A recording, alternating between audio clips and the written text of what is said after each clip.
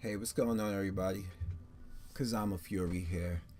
And by this time, which is the day after, there's countless other YouTubers who have posted a reaction to this. And I am not doing anything special here, but good Lord. Reading an article following up on why he stepped down as Ben Affleck, why he stepped down as the director of the Batman, you start to realize there's some issues going on, and with Warner Brothers and how they controlling this DC extended universe, and they are perhaps the major reason why they aren't doing as well as they should be doing right now. Okay, and it's got to be Warner Brothers. I mean, I'm convinced it's Warner Brothers.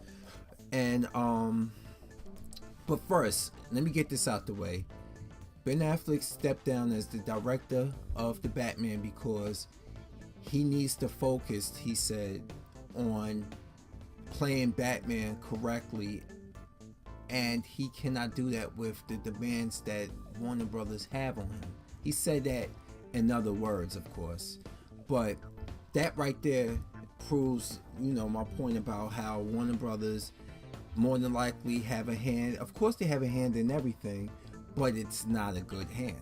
All right, look what happened with they rebooted the DC cinematic universe, and they decided to take elements starting off with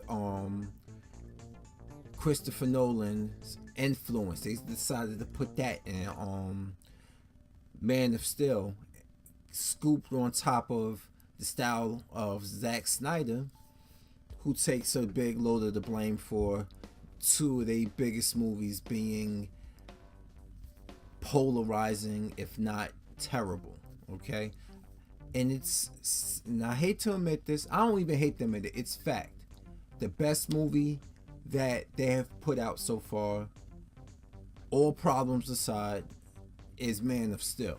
Man of Steel is the best rated movie amongst the fans and the critics, and it has a shitload of problems. So you telling me if a problematic film like Man of Steel is the best rated film, that must mean the two films to follow were absolutely bullet ridden with fucking their own problems. And let's get into that.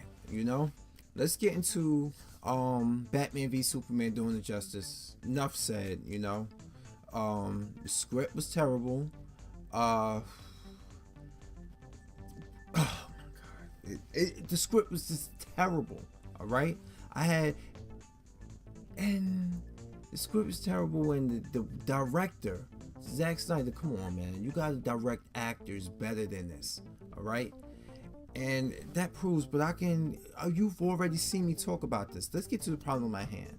With all this pressure that is being put on Ben Affleck about Batman and stuff, and directing the movie, actually being a star of it, and actually the writing task of it, you start to wonder, you know what? I'm not even mad at Ben. I'm not even mad at all. I'm not. This is not me saying I'm upset at Ben Affleck. I'm fucking upset with Warner Brothers, and this right here has got to stop. Let this man do his job properly. He's actually trying hard, all right? He doesn't want... I don't even know the guy. I don't even know Ben Affleck like that, but I can bet by all the sad Ben memes that you're seeing and the look on his face and everything and how he's approaching the project, he doesn't want it to be the same thing as Dawn of Justice. He wants to do better than that with the character. He has to, as a director, as an award-winning director, and as an actor who's been improving over the years. Because at first everybody used to shit on him about his acting, but he's not only stepped up as a director, he's stepped up as an actor. And if you don't like him, hey, you don't like him. I mean, he ain't my favorite actor, but you could see he has improved, and you could see that in his movies he knows how to bring his characters to life when he's, especially when he's the director and co-writer of his films and stuff, and he's a Batman fan, you know. So I don't understand why there's such hard, like, he was the most liked thing about Dawn of Justice was Batman stuff, and people was hit or miss with people. People think, oh man, he wasn't a great Batman. People were like, oh my god, the Batman scenes was the best part, especially the warehouse fight, and especially that the movie focused more on him, and Henry Cavill's a terrible actor, so Ben Affleck made, you get where I'm going with this. So he stood out in that movie. And don't say Wonder Woman, because she was barely in the movie, and due to that thick ass accent she has, I couldn't understand half the shit she was saying. So maybe that was just me. I mean, maybe I'm being too harsh, but anyway, let this man do his job and stuff. We, like I said, DCEU does it again. They does it again because they put pressure on David Ayers, and Suicide Squad turned out to be terrible. Okay, and now he has publicly apologized for that and has regret about that movie. After pre-release, he was out there like, yeah, fuck Marvel, like feeding off for the crowd, and he's proud of this movie and stuff. He was never proud of it. He was being paid, of course, to promote that movie. It's his movie and stuff. His name is on it. But now that he see that the people out there actually hate the movie, he's like breaking down the wall and admitting that, you know, yes, I have a lot of things I regret about this movie. And Warner Brothers, man, Warner Brothers, like, what are we supposed to do as fans of comic book movies? What are we supposed to do? All right, the bad news just keeps coming. You know, they announced that David Goyer is one of the main writers of the Green Lantern Corps, and it's going to be a Lethal Weapon and space movie with Jon Stewart and Hal Jordan. You know, that part is not bad. It's the David Goyer part that I actually did a video on. I'm sorry about the sound being poor in that video, but that was me trying to get used to working with this broadcaster software. I'm getting the hang of it right now, but that was bad news. And then we hear again the following week, or maybe days later, that somebody supposedly seen Wonder Woman already, and it's a discombobulated mess. So we gotta live with that possibility that that movie might suck, even though that person could have seen a rough cut.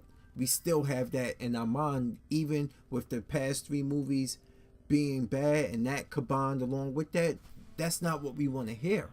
Okay, and then follow that up with the second director of The Flash dropping out. Of course, we have Seth Grahame-Smith wrote the movie, done.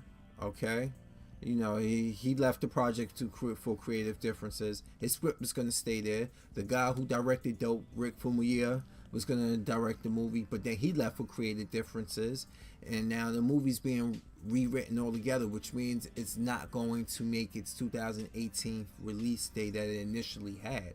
That's bad news number 3. Now this of all things, you know, people were looking forward. I mean, like I said, I understand the reason why he bowed out of directing that. All right, he wanted to focus more on the character. Just getting that character is right and stuff, and along with the script that he's helping to create, he feel like he can still get the character right even under a new director. All right, so I understand that now, but it's the fact that it all has Warner Brothers. It's at the end of the day, they have creative control over that. And what's going on with Jeff Johns? Okay, the president of DC Films. Okay, he's going back to writing comic books. What the fuck is your priorities, man? Like, I'm sorry, when I heard that he was taking over, I was like, yes, this is what we need. And then you hear even the fifth nugget of news, or maybe it's the fourth followed by this, or it was down the line that Justice League is hit or miss also, and according to production. So this is not good shit to be hearing. All right, like I put out a video. Well, I put out a video about the Flash. Like the script being rewritten could be a good thing because it could be removing the stink of the Snyderverse from the Flash storyline, which is probably influenced by that, and that now that they can rewrite it with cohesion from the Justice League movie. But we don't even know that, we don't even know what's going on with the Justice League movie. Is it going to be good or bad? We're going to wait to see, I guess. But we've heard that it's we heard Wonder Woman this news with the Flash, news with the Green Lantern. We like, bro, where is the beacon of hope right now? Where's that our Superman logo telling us that this is a sign of hope? Where's that at? All right, where is it? I don't know, man. I really don't. And it's not me sounding hateful and stuff. And people, you could call me pessimistic, but we've been burned 3 goddamn times already. 3 times. So I'm sorry if I don't have Stockholm syndrome and fell in love with my abusers. DC has visually abused me with these 3 movies, all right? And I'm sorry if I don't have love. I've had a little bit of optimism, okay? I was talking with Jody from Jody's Corner, like through messaging, responding to his video, and he said, there's nothing wrong with being optimistic, but it's stuff like this that just keep kicking me down. It just keeps kicking me down, and I don't know what to do or what to wait, and I'm like, as a fan, what's going on here, man? So I guess we just gonna let them sort out this mess and just wait to see what happens. How you feel about it, DC fans? How you feel about it, comic book fans in general? How you feel about it, movie fans in general and stuff? Let me know in the comments. Let me know how you feel about this and what you think is gonna happen with the DC Extended Universe's future. All right, because it's with all this news going on, all these like production hiccups, all this bad news and stuff.